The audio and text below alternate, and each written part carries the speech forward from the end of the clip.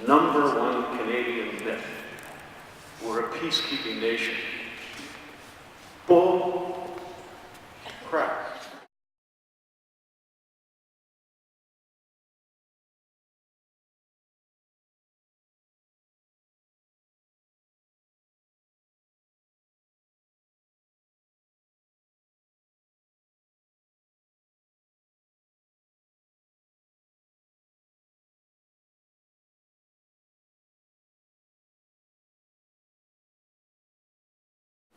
I think in the past, Canadians were sold on the idea that Canada was a peacekeeping nation, that the whole Pearsonian image of Canada wearing blue helmets and moving around the world and being invited in to act as a broker of peace was something which Canadians really prided themselves upon, and that the myth of the peacekeeping was drawn into the Balkans. It's a shock to some people because they thought we were a peacekeeping force, but that was a false impression given by governments to save money.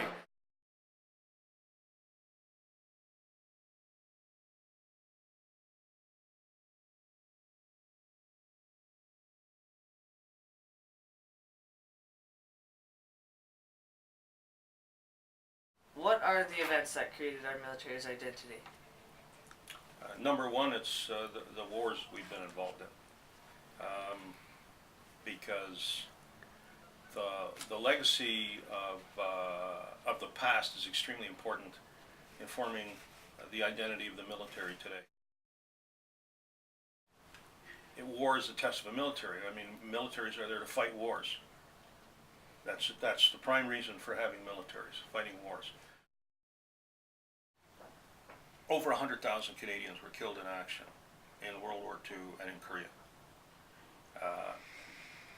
which is proof, absolutely, that the Canadian military fights wars. That's what it's supposed to do, and that's what it did do.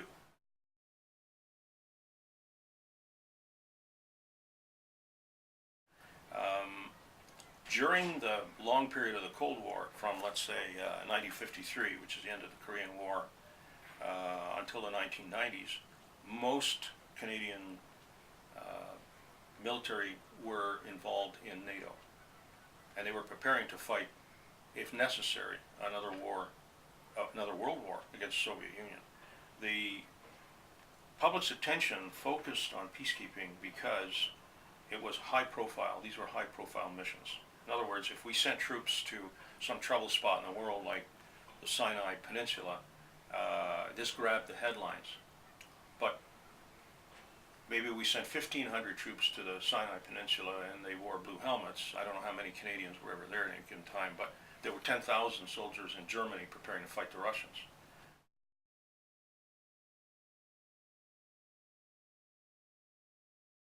Can you be a good peacekeeper without being a good warfighter or soldier? No, no. One of the reasons Canada has been so successful in peace support operations, including peacekeeping, is because they train for war. Be it in Cyprus or the Middle East or in the Balkans and now in Afghanistan, those troops are trained for their primary reason for existence. That's to defend this country. And they must be prepared to fight, and to put it bluntly, they must be on order to kill or be killed. For a long time, there was a kind of an identity crisis for our soldiers because they were being described as peacekeepers. Peacekeeper killed in Croatia, peacekeeper returns ill, I mean, everything else. I don't remember any soldier I ever served with wanting to be described as a peacekeeper. Yes, it was saleable to the public, but everybody that went through the training and became a soldier wanted to see themselves as a soldier first. How they were employed, if indeed as a peacekeeper, was something which was secondary. And then we've had this, phenom in the form of General Rick Hillier came to the fore, and suddenly the pit bulls that they were now proud to be pit bulls, and soldiers were proud to be soldiers again. And I think that's restored a lot of their own esprit de corps, if we can use that phrase, amongst the military, because they don't have to pretend to be this kinder, gentler individual that they were sort of, being presented as.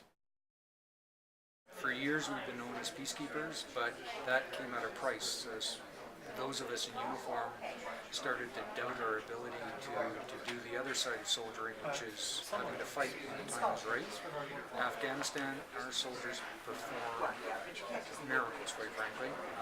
They are the best of warriors, but at the same time they have that ability, and even at the lowest ranks, to know when it's time to apply force, when it is time to negotiate, when it is time to help. So we ask an awful lot of our soldiers, and quite frankly, they never disappoint us.